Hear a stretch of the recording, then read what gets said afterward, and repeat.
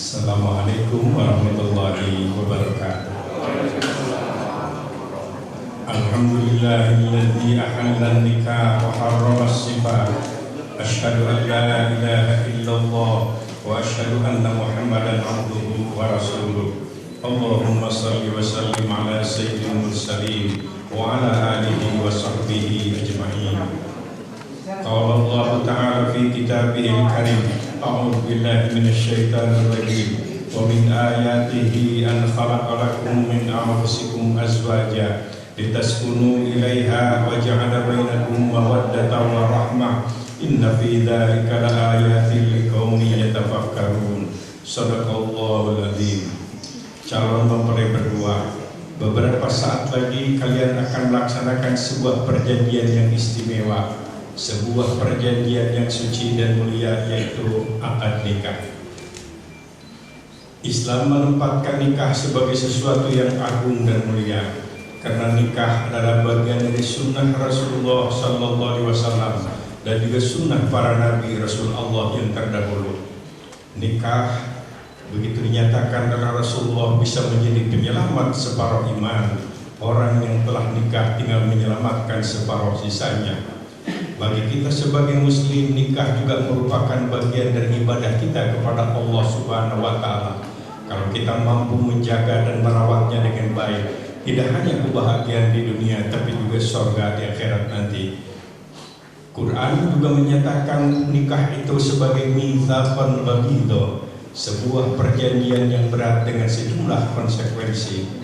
Nikah dalam Islam tidak hanya menghalalkan perbuatan yang semula haram, tapi dalam waktu yang sama nikah pun bisa mengharamkan sejumlah perbuatan yang semula halal.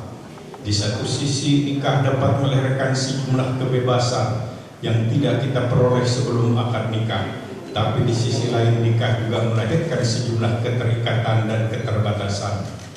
Nikah dapat melahirkan sejumlah hak dan sekaligus melahirkan sejumlah kewajiban. Sebuah rumah tangga biasanya menjadi tidak harmonis kalau suami atau istri cuma menuntut hak tapi tidak sadar dan tidak melaksanakan kewajiban. Oleh karena itu, laksanakanlah oleh kalian kewajiban sebagai suami, kewajiban sebagai istri dengan penuh kesungguhan dan sekaligus keikhlasan, supaya semuanya menjadi bagian dari ibadah kita kepada Allah Subhanahu wa Ta'ala. Beberapa kali Al-Quran Karim memberikan gambaran tentang potret keluarga yang baik, yang ideal. Antara lain pertama dikemas dalam doa ibadur rahman dalam surat Al-Furqan. Potret sebuah keluarga yang ideal itu adalah apabila suami atau istri menjadi qurrata ayun, sosok pribadi yang menyenangkan, yang mengesankan dan membahagiakan. Dan apabila di antara suami dan istri itu ada semangat kompetitif, lil muttaqina imama, semangat kompetitif, berlomba dalam kebaikan, berlomba dalam perjuangan. Oleh karena itu, berikan yang terbaik kepada istri atau kepada suami kita. Walaupun kita merasa istri atau suami tidak memberikan yang terbaik kepada kita, berikan, senangkan istri, Allah akan senang kepada kita. Sayangi istri, sayangi suami, Allah akan sayang kepada kita. Selanjutnya dalam Al-Quran surat Al-Mu'minun yang juga dikemas dalam doa, bahwa sebuah rumah tangga itu akan menjadi rumah tangga yang nyaman dan ideal. Janroga baiti jannati, rumahku menjadi semacam surga duniaku adalah apabila rumah yang kita tempati itu memenuhi kriteria sebagai munzalan mubarakan, tempat tinggal yang syarat dengan keberkahan. Rumah itu akan berkah kalau banyak ujaran-ujaran yang baik, dan rumah itu tidak akan berkah kalau di rumah banyak ujaran-ujaran yang menyakitkan, yang mendiskreditkan.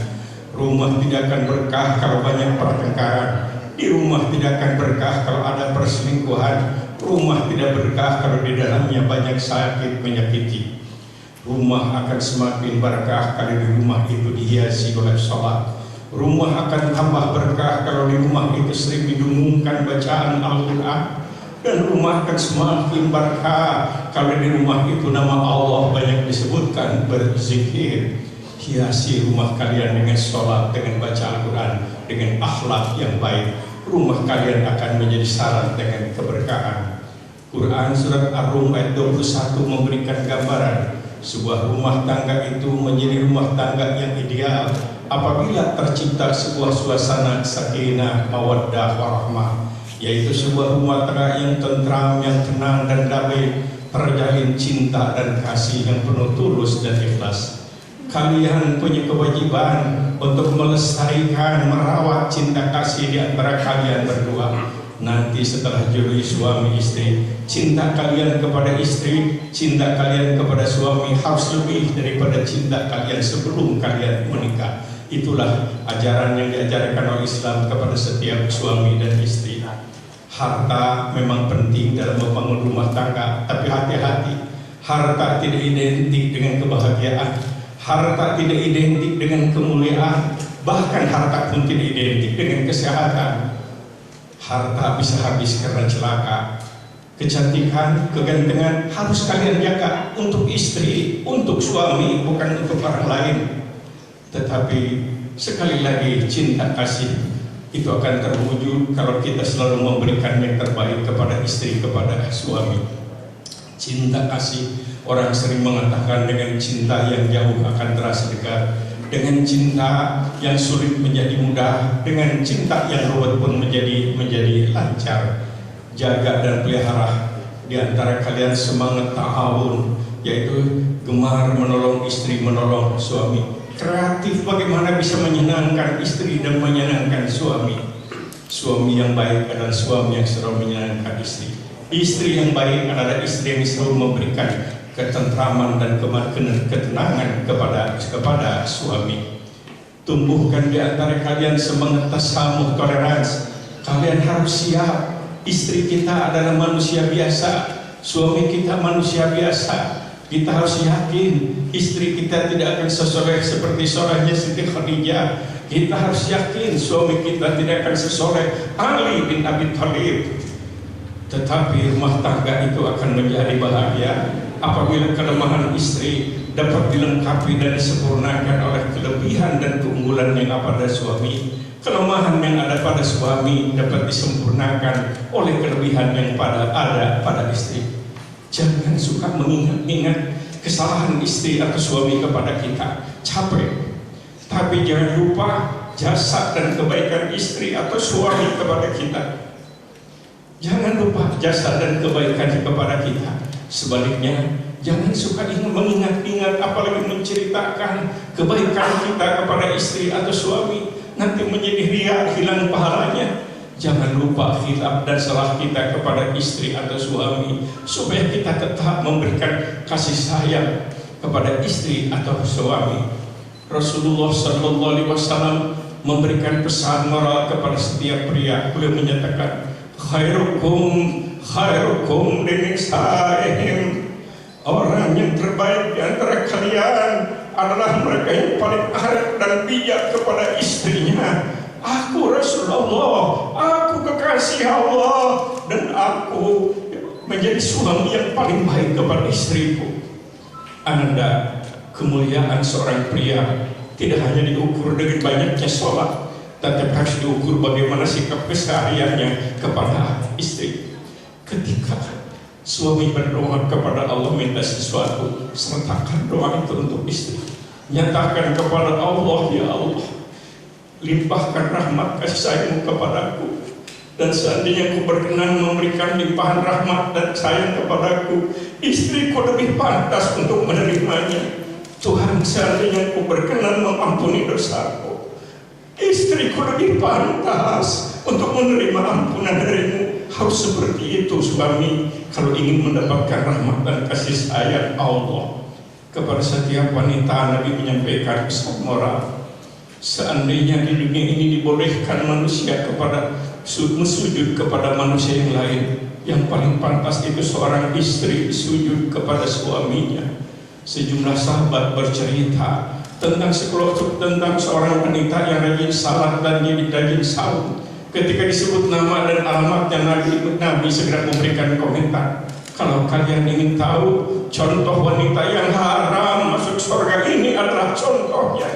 Ya Rasulullah, dia rajin sholat, rajin saum, tidak mungkin dia menjadi orang yang haram masuk surga. Nabi menyatakan, saya tahu. Dia rajin sholat, dia rajin sahur, tapi dia tidak pernah loyal kepada suami. Dia banyak melawan suami, dia banyak berbohong kepada suami. Ananda ingat, keselamatan seorang wanita hanya bisa ditebus kalau ia bisa menjadi istri yang solehah, istri yang selalu baik kepada suami. Quran memberikan gambaran suami istri itu harus semacam pakaian. Pakaian itu berfungsi menutup aurat, menutup aib. Pakaian itu berfungsi menjaga kesehatan, menambah kemuliaan, menambah wibawa, menambah harga diri, dan menjaga keselamatan. Harus seperti itu peran suami kepada istri dan istri kepada suami. Namun demikian Ananda, pada saat yang bersejarah ini, saya ingin sampaikan, rumah tangga itu adalah bagian dari kehidupan duniawi yang serba fana. Kehidupan duniawi ini ternyata tidak hanya dihiasi oleh senyum, gembira, dan gelak ketawa. Jalan yang kita lalui sering-sering tidak indah, tidak rata. Ujian, cobaan harus yang kita hadapi. Gelombang dan badai adalah bagian dari kehidupan duniawi, termasuk dalam berumah tangga. Kesuksesan kalian dalam berumah tangga sangat tergantung pada kemampuan kalian dalam menghadapi, menyikapi, dan mengatasi ujian demi ujian itu. Kalau kalian tidak tabah, kalian sendiri akan merasakannya. Sebaliknya, kalau kalian tabah, kalian akan menjadi hamba Allah yang dimuliakan oleh Allah. Kalau pada satu waktu kalian dihadapkan dengan ujian, kesulitan demi kesulitan, segera lakukan introspeksi. Sebab ternyata kegagalan, kepahitan, kerugian, musibah sering-sering disebabkan sebetulnya karena kesalahan kita, karena kebodohan kita, karena keteledoran kita, atau mungkin karena dosa-dosa kita yang tidak sempat kita tobatkan. Sadar akan kekurangan diri Anda, langkah pertama untuk perbaikan diri. Orang yang tidak pernah sadar akan kekurangan diri sulit diperbaiki, karena dirinya merasa sudah sempurna, tidak perlu diperbaiki. Biasakanlah untuk melakukan introspeksi, merenung, bertanya kepada Allah tentang akui kesalahan kita. Itu sebuah kemuliaan. Kalau pada satu saat kalian dihadapkan dengan ujian yang berat, tidak boleh putus asa. Jangan putus asa. Kita masih punya Allah yang Maha Perkasa, Allah yang Maha Penolong, Allah yang Maha Kasih dan Maha Sayang. Nabi memberikan sebuah resep spiritual. Kalau bahtera rumah tangga dihadang oleh badai kehidupan yang dasar, seberat apapun, beliau menyatakan, bangunkan istrimu di penghujung malam dengan penuh kasih sayang. Bangunkan suamimu di penghujung malam dengan penuh kasih sayang. Fayaquman, suami istri bangun salat malam. Wayadhkuranillah, suami istri pasrah kepada Allah. Nyatakan oleh kalian, hasbunallah wa ni'mal wakil, ni'mal maula wa ni'man nasir. Tuhan, cukup kau saja penolongku, cukup kau saja pelindungku, cukup kau saja tempat berserah diri aku. Allah menjawab dalam hadis qudsi, aku malu kalau aku tidak memenuhi keinginan mereka. Aku malu kalau aku tidak mengabulkan mengajar mereka. Serahkan kesulitan itu kepada Allah. Serahkan kepada Allah. Allah akan menolong kita. Satu lagi Ananda yang ingin saya sampaikan. Kunci penting untuk meraih keluarga yang bahagia, yang sakinah, mawaddah, warahmah, yaitu birrul walidain. Kalian harus selalu khidmat dan hormat kepada ayah dan ibu. Ingat, catat, jangan lupa, tidak akan ada kesuksesan, tidak akan pernah ada kedamaian, dan tidak pernah ada kebahagiaan bagi mereka yang kerjanya menyakiti ayah dan ibunya. Berulang kali Nabi juga menyampaikan pesan, semua dosa boleh-boleh saja ditangguhkan azabnya di akhirat nanti kalau Allah menghendaki, kecuali satu. Dosa yang satu itu azabnya akan kontran diberikan di dunia sekarang. Dosa yang satu itu adalah uququl walidain, menyakiti ayah dan ibu. Menyakiti ayah dan ibu. Quran berpesan, sembahlah oleh kalian Allah, jangan kalian musyrik menyekutukan Allah. Khidmat dan hormatlah kalian kepada ayah dan ibu. Insya Allah kalian akan sampai di pulau bahagia. Kalian bahagia, ayah ibu lebih bahagia. Kalian menderita, ayah dan ibu akan merasa tersiksa. Barakallahu laka wa baraka alaika wa jama'a bainakuma fi khair. Wassalamualaikum warahmatullahi wabarakatuh.